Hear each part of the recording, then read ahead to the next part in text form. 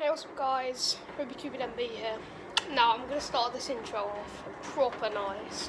Right, so something is underneath the covers of this. Underneath the covers of this. Now, do you want to know what's under there? Let's go and get the keys. Right, so I've been given the keys to this lovely car. I'm not telling you what it is because now I just need to get the covers off. Right. Just like that, the covers are right. There we go. And may I present to you an E46 Bmw M3 from 2005. Yes, the best BMW M3 in my books. I mean, right. So let me just tell you some of the specs of this vehicle. So this one has the really nice BMW M wheels that are only available on the M3. So here's the key. Now, one thing I am going to say is, you know the key? This key is actually really weird. It's really small. I'm used to big, chunky BMW keys. This one's like the smallest thing ever. Plus, because the battery's disconnected, I have to do it like an old school car. Oh, that's how you open it. Oh, there we go. Oh, it's locked. However you open it. Right, let me give a moment to open the key, and I'll be back with you soon. Right, so now I've got the thing unlocked. This is proper insane. I'm sitting in... No. Right, so I have sat in a couple of 3 Series. Some 3 Series I have sat in. This feels way different. This feels way flipping different.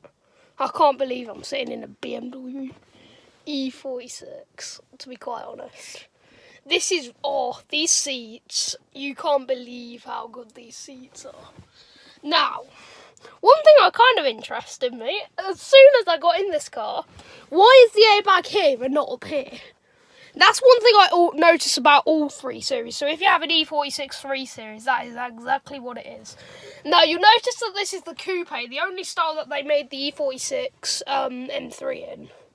And look at these red seats. It feels like I'm sitting like, I have no idea what to say, really. This steering wheel. This feels so early 2000s. This thing's a big step up. I've seen the E46 M3. There's going to be a shot on it right now. And yeah, you must admit this is way better compared to that. We have got a manual gearbox, so it's the best. And in the back, you have... I have no idea what luxuries you have. There's someone filming me, so I'm just gonna like... the dials are really like kind of like, should we say, you have like this infotainment screen which is so 90s. You have frameless windows as someone demonstrating. As like, right.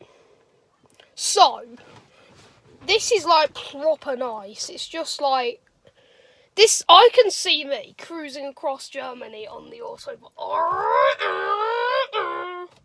Like, right. So let's just talk about the steering wheel for a minute. The steering wheel, you've got all of your main functions like your cruise control, your speed limiter, and all of that. You get your whatever this is. You have a sport mode, which is obviously, I mean, it's a BMW E46 M3. This, in my books, and in probably most of your books, this is the best BMW M3. I'm sitting in right now. And that's just not because I'm sitting in it. Visibility, actually, right. So this is right up to my face, like you can see, it's like right up to my face, right. So, So, visibility at the front, I can jack up the seat way more, and I haven't moved the seat or anything. This is in a normal adult's position. And I'm about 5'3". I've got good visibility over the shoulder. I have good visibility. And over the side, well, there's massive cover there due to what the car was on. This is just, and that back, that is really good. We haven't got airbags in the seats, which is kind of weird. But one thing I am going to show is the position is in. Right. So you have a manual handbrake. Your standard manual handbrake. So it's covered in this really nice black leather. It feels very BMW in here. You have all of your controls. So you have like whatever you have here. Your indicators. I have no idea. Things are actually easy to reach. I have quite long arms and I can easily reach the gear stick and I can put it forward. I can easily reach the pedals. It's quite easy to get comfortable in this car. But this isn't what it's about. It's about the drive. And I think that driving this thing would be an absolute pleasure. When I'm 18, I have to drive this thing.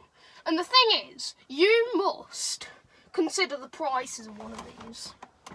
So, this one is not taxed or anything. It hasn't been driven for like the last 5 years, I should imagine. So this one's been just sitting on the driveway. I have no idea how many miles. I bet it's like 10,000 miles. Very, very low mileage. This is a classic. This is going to be a future classic. So, if you were to buy this vehicle right now, you'd be looking at about 20 grand. 20 grand for a nice one. For this one, you'll probably be looking at £40,000, which is more than a flipping brand new S-Max. Though, to be fair, oh yeah. By the way, you do have a passenger airbag, so if you're thinking that this is an old car, there is an airbag, and there is an airbag, and there is an airbag, there is an airbag. We have 7 airbags, I believe, in here. So it's quite safe, and you can go and have a look at the crash test on your own cap. Not the Bmw M3, the Bmw 3 Series from about 1999. This one's a 2006, I believe. But yeah, this you'd be looking at 40 grand. But I kid you not, I bet you in 5 years this is well over 50 grand. I genuinely think I would pay 50 grand for this thing. Genuinely. As soon as I just lean back, I feel really comfortable. These seats, like all of the 3 Series, it just feels really nice. Plus, this doesn't even have power steering, I don't believe, does it? Let me think. Surely this thing has power steering. I haven't really checked the stats of these things. I'm not really a BMW M fanboy. I do like these though, because these things are built to last. And in 30 years' time, this is going to be a classic. Proper classic BMW. And you just have that BMW badge. You can't just love or hate it. Anyway, let's get outside the car. First thing to point out is we do have frameless windows. Look at that. That is proper 3 Series coupe. And we have this really nice design with a tailgate spoiler. So this is like the BMW Compact. It had like this really nice little spoiler. Now you think you chavs think you have massive spoilers. All you need is this. This actually probably provides a lot more drag than you think it does. And yeah, so we come to the back. We have 4 exhaust tailpipes, which are not fake. As you can see, they actually lead to somewhere. And so do these ones, I believe. Yep. Now, if I can just try and get a bit under. Yeah, them ones are actually exhausts, as I can show you there. Underneath the car, it looks actually really nice condition. And yeah, it has parking sensors across the back. and I believe the front, you have to open the tailgate manually, which is proper old school. You have fold-up mirrors. That's cool. That is real cool. Now, as we come to the M3 badging here, you have the M3 logo here, which is here, with the BMW M stripes, as if you wish to call it. Now, there's the indicator down there, which is quite weird, having an indicator right down there. But then we come to the elephant in the room. The 2 kidney grills, yeah. Them things are real standout. It shows that I'm a BMW and I've made a success out of my life. We have like these really aggressive bumpers, I think. It depends what you think about them. I personally really like them because it looks a bit more aggressive than the standard wimpy looking BMW 3 Series. Anyway, if you do want to show me your BMW E30 or E46, if you have one, because I'd like to know, kind of. What do you think to this, and how does it compare to your E46? One thing that the standard car does not have, these. Look at that. They're not fake. They lead to the engine. You have your windscreen wipers, which I actually didn't know until I went in. They are actually one piece. They were like one full piece. They haven't really got anything to them, but they just look really simplistic and just really flipping cool. We have the BMW M3 wheels, like I pointed out at the start of the review. Now, one thing that is interesting is, if I can get down a bit. Right, so it is actually, you can see here, it is actually slower. The standard car is about that from the wheel arch, but it's actually been lowered a bit to be lower and looks more aggressive. It's got this really nice body kit as well, where it just comes out, and it makes it handle more better, I guess. Now, I'm not even going to think about getting in the back of that, because this car is so expensive, and 2, I probably won't fit. Hi. So I'm not even going to think about that. But anyway, we come back into the interior for some more goodness.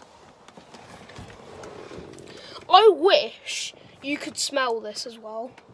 I genuinely wish you could smell this. Now, if I just sit down, right, so I've already pointed out all of the things that I talked about. It's really, like, all of your controls are down here, and look at this feature. Look at this feature. You have electric seat. Because the battery is dead, pretty much all dead. I can't really show you the battery. If I put you over there, now, if I show you visibility for the back, this mirror up here, which is just that shot, this is straight from a Mini Cooper. Tell you why? Because BMW own the flipping Mini brand. Now, in fact, if you want to click up there, you can go and see my Mini review. I don't mean like mini review as in like the video is a mini review.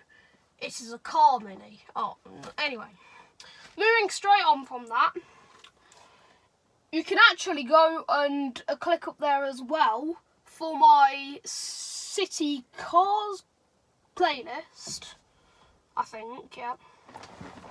Now, one thing that is, now I talked about the interior a lot. Now, I'm just going to focus on the bits that shall we say, kind of differentiate, that's the word, the BMW M3 to the normal standard E46. So, you have so the manual gearbox, that's standard. You can get an automatic, but I wouldn't bother. It's pretty bad. Manual shifter, which, oh yeah, that feels really nice. It's leather as well. So you have an M gear shifter. So you have an M, it says M on there with the BMW stripes. And so does it say that on the steering wheel, so it likes to shout about itself. And these, I can't get enough of these seats. In the dials, which you can probably just see, it says M in them. And one thing that isn't very optimistic is it apparently only does 180 miles an hour. We all know that's untrue because its top speed is about 190. So if you, so tough luck, people who want to go fast. Storage. You have some storage in there. I have no idea. In fact, does this thing even have voice commands?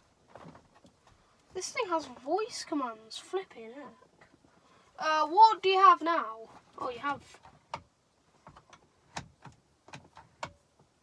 That's nice.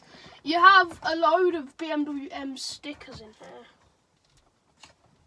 That's pretty sick, actually. You have a cigarette lighter in there as well.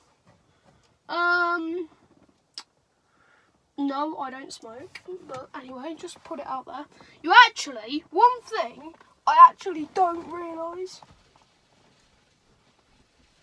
about this is this has the electric controls all the way down here.